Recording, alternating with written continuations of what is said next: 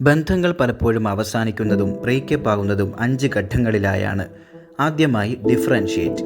പങ്കാളികൾ പരസ്പരം ഒരുപാട് വ്യത്യാസങ്ങളുണ്ടെന്ന് ശ്രദ്ധിക്കാൻ തുടങ്ങുമ്പോഴാണ് ഇത് ആരംഭിക്കുന്നത്.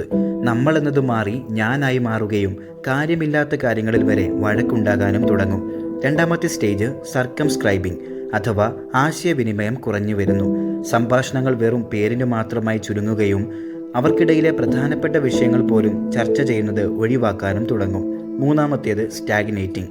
ഈ അവസരത്തിൽ സംസാരിക്കുന്നത് പോലും നിർബന്ധിതമായി ചെയ്യിക്കുന്നതായി അനുഭവപ്പെടാൻ തുടങ്ങും. ഇരുവർക്കും ബന്ധത്തിൽ തുടരാനോ എന്ന് നിശ്ചയമില്ലാതെ സ്തംഭിച്ചു നിൽക്കുന്ന അവസ്ഥ. Avoiding stage.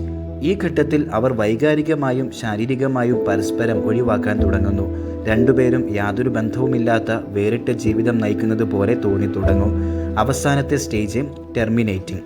ഇവിടെ ബന്ധം അവസാനിക്കാൻ തുടങ്ങുന്നു. രണ്ടുപേർക്കും രണ്ടു വഴിയെന്ന് തീരുമാനിക്കുന്ന വേർപിരിയലിൻ്റെ ഘട്ടമാണിത്.